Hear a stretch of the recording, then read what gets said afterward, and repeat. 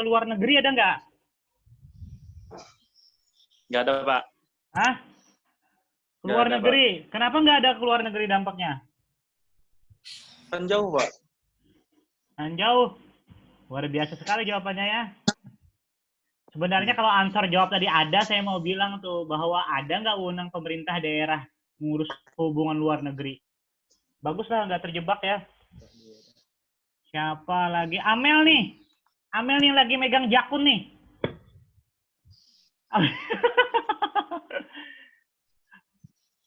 Amel, kalaunya bikin aturan, mau bikin aturan tentang apa nih? Tentang... Jangan perkawinan lagi ya. Setiap konsul perkawinan aja dibahas. Ya, Amel. Silahkan. Nah. Kalau mau bikin aturan tentang apa tuh? Tentang parkir liar. Tentang parkir liar. Nah, kalau parkir liar, kira-kira apa yang mesti diatur Amel nih? Sebagai istri bupati nih, sebagai ibu bupati. Betul. Nah, ini kan misalnya Amel jadi ibu bupati, terus Subahan jadi bapak bupati.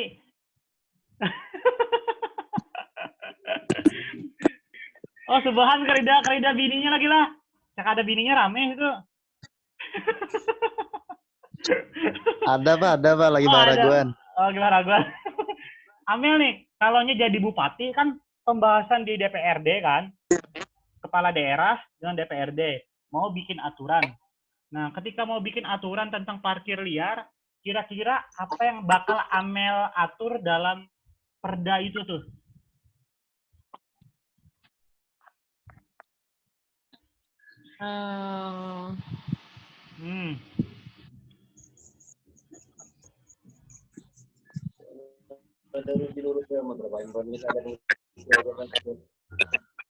Kira-kira apa yang bakalan Amel atur nih?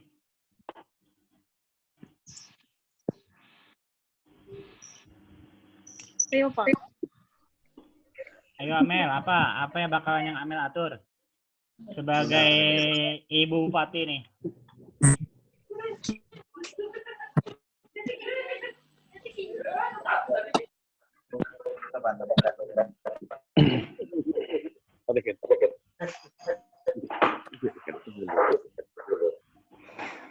Itu suara siapa sih yang berisik? Ayo Amel. Kada tahu Pak, bingung. Oh, kenapa bingung? Kada dapat pencerahan Pak. Hah? Kenapa? Ayo, apa yang Amel atur kalau tentang parkir liar nih? Ini parkir liar nih, kan banyak parkir liar nih di Kabupaten Kotim nih misalnya. Kira-kira apa nih?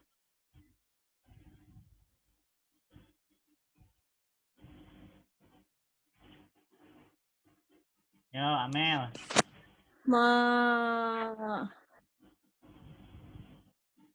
Amel kan biasanya parkir nih. Amel kan naik sepeda motor nih, sepeda motor roda 5. Nah, Amel materi nih. Nah, masalah parkirnya apa yang sering Amel alami terkait masalah parkir? Apa sedikit-sedikit pungut kah? Atau lokasi parkirnya nggak jelas kah? Ya. Atau pungutan liar, terus lokasi parkir yang apa tuh? Kayak misalnya kalau baru kali sampai berapa menit parkir sudah bayar kayak gitu Pak. Terus parkirnya juga kayak di pinggir-pinggir jalan mengambil bahu jalan itu Pak. Bisa aja. Masuk parkir terida tempat parkirnya kayak itu Pak. Nah, parkir di bisa lagi. Kayak parkir di pinggir-pinggir jalan, kayak tidak sana untuk tempat parkir dipakai bahu jalan tuh kan jadi macet jalanan kayak gitu Pak. Sekarang kira-kira yang terkena dampak siapa tuh? Kalau Kak Amel bikin aturan, siapa yang bakal terkena dampak tuh dari aturan yang Amel bikin? Mungkin tukang parkirnya. Terus Hmm. ini dampak apa Pak? Dampak positif kah? Negatifnya? Dampak kedua anunya, siapa yang terkena dampak? Kalau Siapa yang terkena dampak dulu deh? otomatis tukang parkirnya kalau misalnya ada peraturan untuk parkir liar kan otomatis tukang parkir yang ketujuh parkirnya lagi gitu. Kerja tempatnya. Misalkan tempat parkirnya tuh apa ya Allah lupa. Pokoknya kayak itu Pak. Ini kan parkirnya nih anggap parkir liar, ini kan berarti parkir tanpa izin kan? Izinnya terus kayak pungutan-pungutan.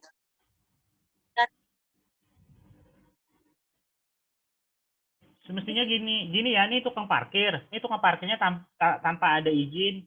Nah, diberi pelatihan tuh, diberi pelatihan. Terus kalau dia memang benar-benar mau ngelola, misalnya bisa dikasih izin nih di bawah satu pengelolaan. Bagaimana pembagiannya. Terus nanti dia diajarin parkir ini area parkir, ini area bukan tempat parkir segala macam tuh. Nah, seperti itu tuh Amel. Bikin itu dulu metodologinya tuh. Dampaknya dulu gitu. Siapa lagi ya? Ibrahim nih. Halo Ibrahim. Kalau mau bikin aturan, mau bikin aturan tentang apa tuh?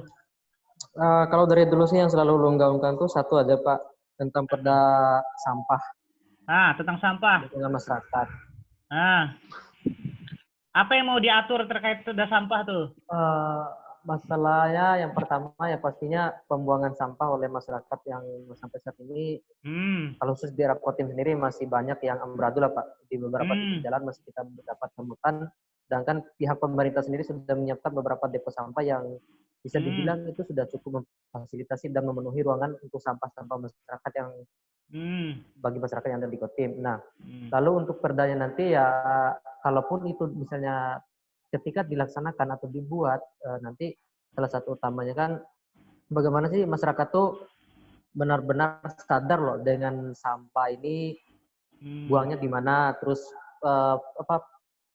pemanfaatan kembali sampah ini mana yang bisa dipakai, misalnya kayak botol kan masih bisa dikreasikan sebagai pot bunga mungkin atau untuk membibit tanaman lain-lainnya kan masih bisa dikreasikan, bisa juga dikreasikan sebagai meja atau kursi bisa kalau misalnya punya kemauan. Nah, sedangkan nanti untuk perdanya sendiri itu kemungkinan kalau ulun sih langsung ke dampaknya aja sih Pak. Dampaknya sampai saat ini kan Kotim sendiri ingin mempertahankan pendapatan Piala Dipura itu. Nah, sedangkan pasukan kuning sudah berjuang mati-matian tapi kesadaran sendiri dari masyarakatnya belum ada. Nah, dampak negatifnya ya pastinya halaman jalan-jalan itu akan kotor, akan terlihat tidak terurus. Nah, lalu dampak ketika mendapatkan dampak positifnya ya pastinya Kotim bisa mempertahankan Piala Dipura. Kotim terkenal dengan lingkungannya, titik jalannya di sana di sini sepanjang dalam kota itu semuanya bersih. Jadi kan sudah ada masing-masing gitu Pak. Kalau pengaturan depo sampahnya perlu nggak diatur depo sampah atau posisinya di mana? Kalau menurut ulun memang itu perlu juga Pak, dan pihak pemerintah daerah sendiri yang membuat depo sampah itu memang harus perlu dikaji ulang. Misalnya di Bamang tuh luasan wilayahnya berapa, dan misalnya kalau seandainya itu wilayah Bamang Tengah misalnya, Bamang Tengah tuh di mana titik tengahnya, ya di situlah depo sampah tuh, cari titik temunya di mana. Kalau di Ketapang, apakah misalnya kayak di pinggir jalan Pelita tuh apakah itu sudah strategis? Apakah dengan bawa sampah itu tidak mengganggu lalu lintas jalan? Apakah dengan posisi bak sampah di sini tidak mengganggu yang orang jualan ini, jualan makanan, jualan pakaian dan lainnya, apakah tidak mengganggu? Itu juga harus diperhatikan Pak. Kalau yang di sawahan itu apa tuh? Yang di sawahan tuh? Kalau yang di sawahan tuh depo sampah juga Pak yang di pinggir jalan tuh. Kira-kira pas nggak dibangun di tengah pemukiman penduduk? Itu kan pemukiman penduduk dulu. Kurang tepat itu Pak. Seperti itu ya. Makanya nanti di ini tuh, itu hal-hal itu yang perlu diatur tuh. Nah, kan kecuali depo sampah dulu, baru pemukiman penduduk.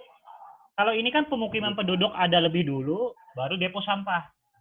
Ya kan memang pada aturannya kan mana kalau masalah bangunan mana yang lebih dulu ya itulah yang perkuasa. Misalnya kalau ada baru muncul ya dia tuh cuma anak kecil aja. Ya salah satu hitungannya sebagai contoh ya mungkin lingkungan kampus kita itu Pak.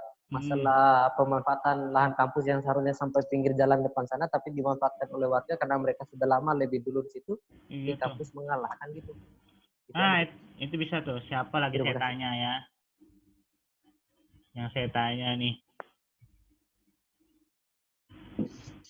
Pak. Siapa? Saya lihat nih ya. Saya lihat dulu ya. Nih Yusril nih. Yusril. Halo Yusril. Yusril nih memperhatikan jual. Memperhatikan. Yusril, kalau mau bikin aturan tentang apa nih Yusril nih?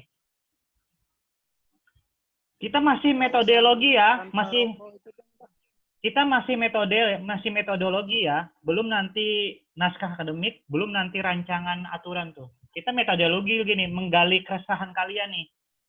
Ya, tentang apa? Kawasan tanpa rokok itu, Pak. Ya, Yusril kan dark smoker nih. Apa yang mau diatur nih? Terkait dengan KTR nih. Halo? Pak Yusril, apa yang mau diatur terkait KTR tuh? Apa yang mau diatur? Tentang tempat di kampus itu kan, Pak. Ya, kayak gimana? Jadi kan ada tempat khususnya yang buat ngerokok segala itu, Pak. Kemudian itu aja yang diatur. Maka kawasan tanpa rokok. Yang bingung, Pak, tentang anunya. Halo? Pak Yusril? Halo, Pak. Ya, apa yang mau diatur di Perda KTR itu? Masih bingung juga, Pak. Oh, kenapa bingung? Tidak usah bingung, menjalani hidup ini tidak usah bingung ya. Santai aja gitu. Harus punya kepekaan tinggi ya, sarjana hukum harus punya kepekaan tinggi ketika ngeliat sesuatu, ini hukum nih. Ngeliat sesuatu hukum nih. Seperti itu tuh. Siapa ya yang saya mau tanya lagi ya?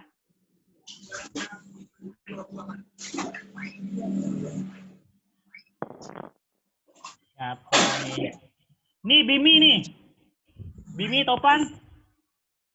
Halo Bimi Topan. Halo Pak, halo. Kalau mau bikin aturan tentang apa nih Bimi? Itu baru tadi mau dicari Pak. Ya harus sigap ya. Nih kira-kira apa nih gitu. Kemarin kan yang waktu pas bikin tugas itu udah pernah tuh Pak. Nah, terus itu lupa Pak. Mungkin akan lebih mematangkan yang udah dibuat kemarin aja Pak. Karena kemarin kan kesiapannya sebentar doang tuh.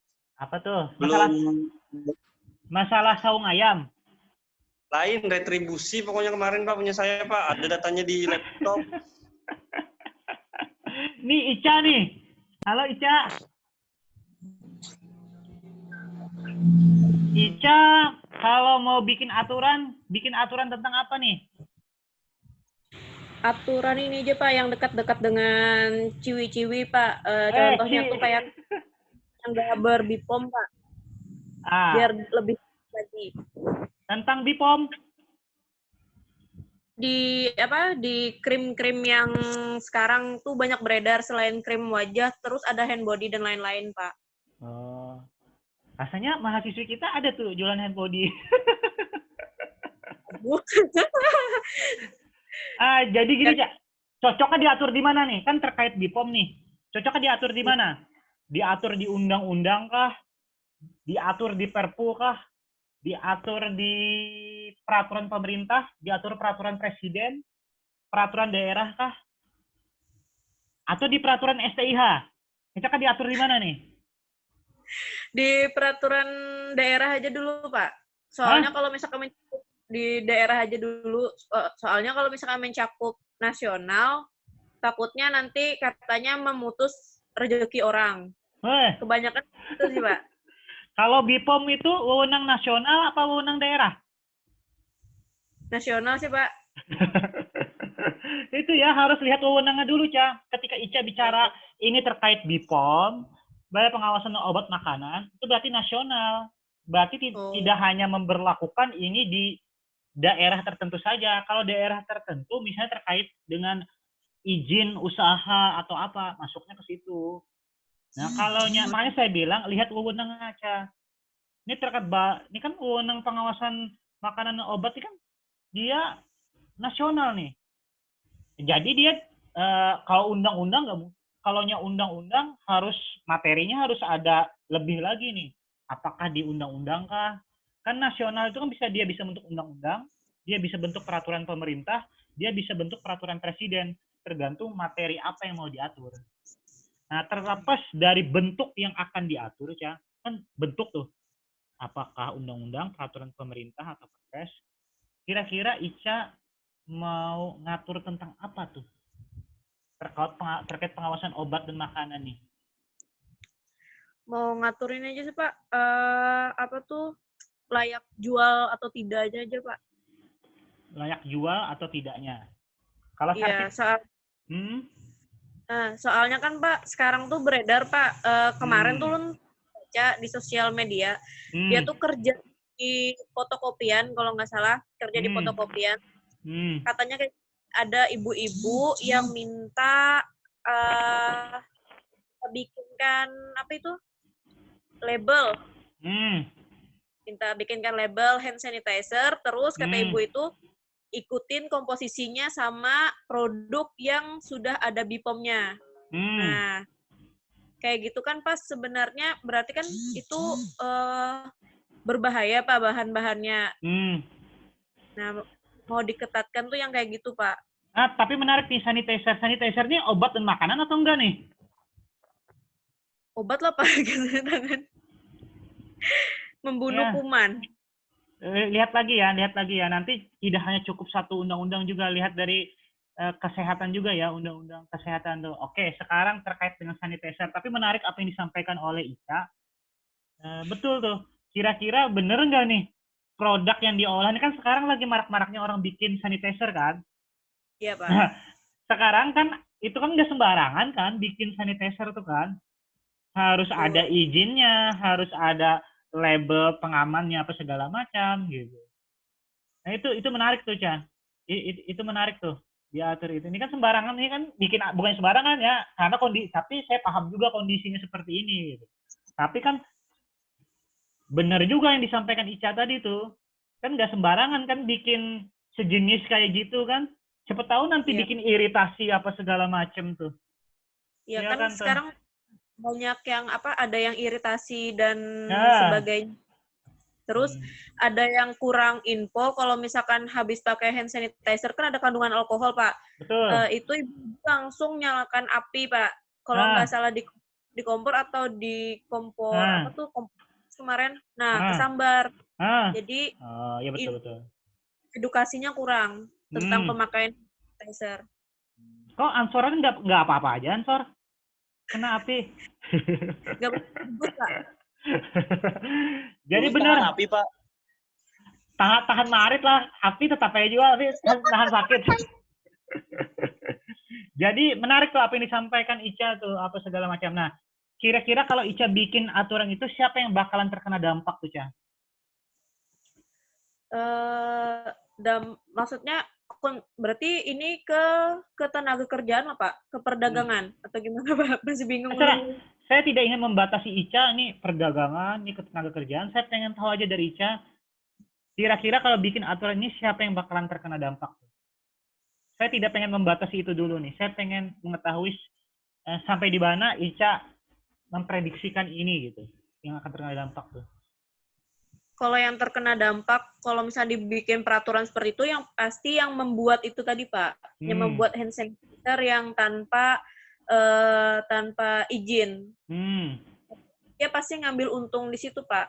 Kalau misalkan dibuat undang-undang seperti ini, pasti yang berdampak kan mereka yang membuat hand sanitizer sembarangan itu Pak. Berarti pelaku usaha ya, pelaku usaha tuh. Ya. Terus bagaimana lagi masyarakat atau segala macam tuh? Kalau pemerintah sudah pasti tuh. Masyarakat ya, kan user pengguna kan, masyarakat user pengguna kan. Pasti nggak dapat apa Pak? Dapat pajak dari itu kan Pak? Biasanya kan kalau misalkan produk-produk yang dibuat kan, kalau misalkan pemerintah kan ada pajak yang dimasukkan ke pemerintah. Kalau misalkan mereka membuat hand sanitizer tanpa sepengetahuan pemerintah kan berarti pemerintah nggak dapat apa dong Mbak? Iya betul tuh. Nah jadi gini Ca, itu menarik tuh. Semestinya kalau anggaplah dalam kondisi seperti ini ya, dalam kondisi seperti ini, sempat aja kita ngurus izin segala macam ya, semestinya ada label, ini belum dapat label ini sudah dapat label ini gitu. Nah, atau kayak ini kan, ini kawasan tanpa rokok, ini kawasan rokok gitu. Nah seperti itu tuh. Jadi masyarakat tuh tahu gitu, dia ketika dapat sanitizer itu dia dalam pilihan, dia mau ngambil ini atau tidak tuh. Dalam kondisi ini ya, pandemi corona ini ya. Kalau kondisi normal kan dia harus ngurus itu tuh. Bener tuh kata Ica tuh. Permasalahan tuh. Bagus tuh Ica kalau terkait dengan apa? Tindak pidana, pertanggungjawaban pidana, jadi skripsi. Menarik tuh Ica. Lu ambil jadi judi. Silahkan ya, karena saya merasakan itu gitu. Kan ini kan orang berbondong-bondong kan bikin hand sanitizer. Belum lagi yang kemarin tuh yang disinfektan kan, rame-rame bikin bilik disinfektan. Saya lihat tuh. Banyak hal-hal yang menarik tuh. Itu keresahan ulun Pak Ulun Pak gasan judul. Ya, silakan ya. Ini Pak Degan nih. Pak Degan nih kayaknya santai banget nih, Pak Degan kalau jadi kan Amel kan jadi ini nih Ibu Bupati, Pak Degan jadi Bapak Bupati nih. Kira-kira kalau jadi Bapak Bupati, Pak Degan mau ngatur tentang apa nih? Oh, masalah aturan tadi Pak ya? Ya. Mau masalah apa yang pengen Pak Degan angkat tuh? Kalau saya sih untuk gambaran awal aja mungkin masalah promkes itu Pak ya, promosi kesehatan. Ya, promosi kesehatan. Promosi kesehatan itu kan kita paling tidak kan mengacu ke menjalankan peraturan perundang-undangan yang berlaku di lingkup kesehatan itu sendiri. Betul. Nah, misalnya ya bagaimana kita seluas-luas mungkin, misalnya kadang kan masyarakat awam ini kan kurang mengerti atau kurang menyerap karena orang awam gimana sih hak-hak pasien misalnya itu. Kewajiban pasien gimana. Karena ya kalau bisa, kalau saya mungkin bukan di ruang lingkup di misalnya puskesmas atau rumah sakit, untuk disosialisasikan atau promosi kesehatannya itu. Mungkin sudah menjalar, mungkin sampailah ke mungkin ke tingkat dari misalnya kita di daerah, dari kota sampai ke pelosoknya. Nah, dan juga selain hak-hak dan kewajiban tadi itu, begitu juga kita mempromosikan mungkin masalah selain tadi hak tadi, mungkin fasilitas atau ketersediaan tenaga ataupun penunjangnya itu sudah apa yang ada di daerah kita ini. Kadang masyarakat kan tidak menjangkau sampai ke sana gitu. Nah, mungkin itu menyangkut anggaran juga gitu Pak. Maksudnya penerobosan gitu kan. Nah, ya mungkin itu aja yang saya. Menarik ya. Kira-kira itu tuh diatur di mana tuh Pak Degan nih? Cocoknya diatur dalam perda kah? Peraturan pemerintah kah? Atau peraturan STIH lagi? Kalau STIH itu mensosialisasikan peraturan perundang-undangan, Pak. Ya, cocoknya apa nih? Peraturan apa nih menurut Pak Degan? Tentang... Ya, mungkin jelas kita kan pasti ada di peraturan pemerintah masalah tentang kesehatan. Itu kan ada nomor, saya lupa, tapi tahun 2009 kalau tidak salah, tentang kesehatan. Habis itu turun kan banyak lagi peraturan pemerintah yang lain yang berupa undang-undang, mungkin masalah rumah sakit kan, paskes kesehatan yang lainnya. Karena dari masyarakat kita ini atau rakyat kita ini kan dia berbagai macam jaminan gitu Pak ya, jaminan kesehatan dia, misalnya ada yang asuransi, ada yang mandiri kan, ada dijaminkan pemerintah. Tapi sebenarnya itu sama hak dan kewajibannya. Tapi karena mungkin nanti tidak terbawa, mereka tidak melihat aturan dan ketentuan undang-undang tadi itu, bahwasanya hak mereka itu sama. Yang membedakan itu kan ya mungkin bukan tingkat pelayanan sama aja, cuma cara mereka menerimanya itu tadi. Nah, di saat kita prokes tadi itu, promosi kesehatan, ya mungkin kalau yang saya lihat sekarang nih Pak, itu berkutat di lingkungan kesehatan aja. Kalau bisa itu ya mungkin bisa menggandeng pihak-pihak terkait atau instansi-institusi yang lain, ya, termasuk juga STH gitu Pak. Nah, ya, di kesehatan itu jadi kita nggak awam kali mendengarnya. Nanti misalnya begini Pak, masalah yang COVID-19 ini kan? Ya, betul. Masalah COVID-19 ini kan orang kan kasihan juga dikucilkan ini Pak. Kejadian hari ini ada kan dia, padahal sebenarnya itu dari ODP, PDP, baru dia positif kan? Nah, itu kan ada perjalanannya dan juga ini bisa sembuh gitu. Nah, tapi di masyarakat kita ini itu kayak hantu yang menghantui, betul-betul menakutkan masyarakat. Dan kalau dia sudah memang misalnya meninggal, itu kan nggak tertular lagi gitu. Nah, itu yang kayak gini lah, misalnya harus kita mungkin ada aturan-aturan tambahan gitu yang bisa kita buat Dibuat di mana Pak? Di Perda kah? Di peraturan Bupati kah? Atau di peraturan mana tuh? Itu kalau bisa ada ditambah Perda, karena dia kan mengacu dari peraturan undang-undangan yang di atas dia gitu kan Pak. Misalnya ada undang-undang peraturan pemerintah kan.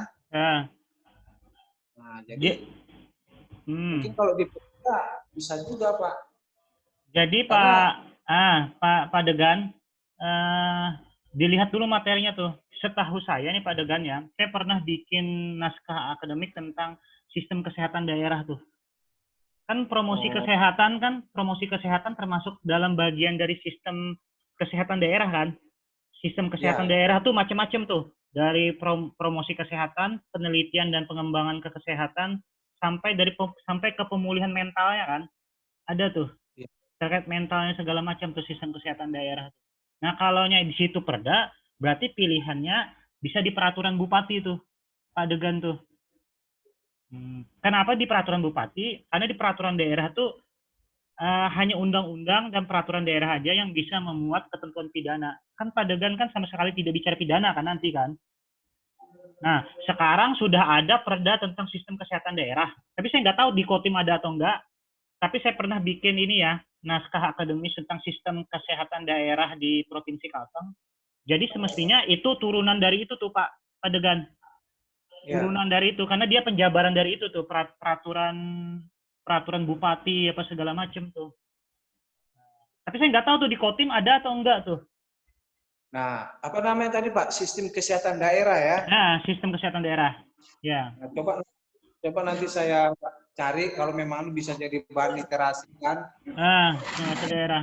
Tapi yang saya bikin tuh dulu tuh yang punya provinsi, dia kan ini nasional, nyambung ke provinsi, nyambung ke kabupaten kota kan Pak? Semestinya gitu kan? Sistem itu kan? Nah, sistem itu. Segala macam. Nah, terkait itu Pak Degan, kayaknya kalau promosi kesehatan menurut saya, kalaunya saya menangkap apa yang dipaparkan oleh Pak Degan, kayaknya cocoknya di peraturan bupati deh. Nah, peraturan bupati. Peraturan bupati terkait itu tuh, bagaimana kan mensosialisasikan ke masyarakat. Karena yang kondisi sekarang kan cuma terbatas di kayak rumah sakit, puskesmas aja kan Pak, terkait itu tuh. Nah, sebelum menjangkau keluar kata Bapak kan tadi kan. Nah, itu tuh. Tapi itu menarik tuh Pak, menarik tuh. Menarik apa yang disampaikan oleh Pak Degan tuh. Begitu kayak ini kan pandemi. Di saat ada kejadian beginilah masyarakat baru tahu gitu kan. Betul. Sambil ingin mencari tahu, tapi kan begitu ada masalah sanksi sosial, begitu dia terkena itu, disitulah kita kurang masukasinya tuh sampai ke bawah gitu kan. Betul dong. Nah, itu yang memang bisa ya kalau memang Ada kalau memang tadi. Coba nanti saya cari juga gitu Pak, turunan kayak Bapak bilang tadi sistem kesehatan daerah. Ya, saya belum tahu kalau yang ini gitu. Dia turunan, betul.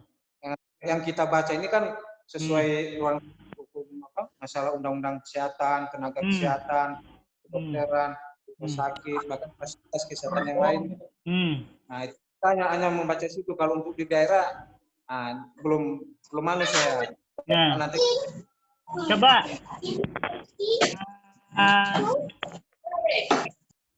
Jadi nanti itu Pak nyambungnya gini, sistem kesehatan nasional, sistem kesehatan provinsi, sistem kesehatan kabupaten kota tuh. Dia kan satu kesatuan sistem Pak. Seperti itu tuh. Oke, kita ini ya semestinya idealnya perkuliahan kita ini dia teori maju praktik.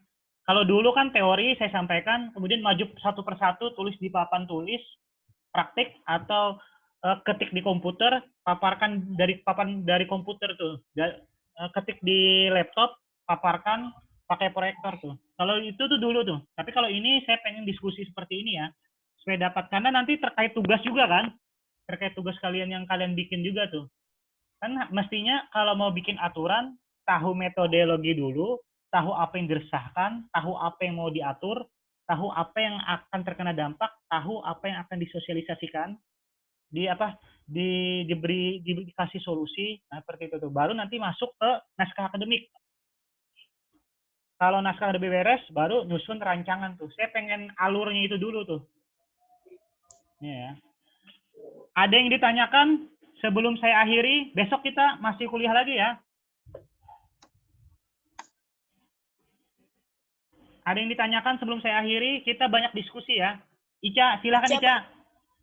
Ini Pak, nanya buat hari Kamis, itu masih masuk lah Pak? Hari apa? Hari Kamis. Hari Kamis masuk dong. Oh iya Pak, Kamis semester 6 masuk Ibu Yuli Pak. Ibu Yuli kan WA kan? Inggi, tapi kayak apa Pak? Kada fokus kena. Ibu Yuli jam berapa tuh? Jam 4 juga Pak, sampai jam 5. Sama. Kan ada sesi kedua, bisa masuk sesi kedua saya kan? Oh gitu. Nah, kena ulun sudah 2 kali Pak kada masuk pian. Tinggal merah aja kan, 2 kali masih belum 3 kali kan? Rugi dong. Ya rugi dong, harus itu, hidupnya kan pilihan lah. Aduh. Jangan sempurna ya, saya aja dulu ada nilai E, ada nilai D, saya perbaiki, C tetap ada. Jangan biar jadi ciri supaya kalian ingat gitu.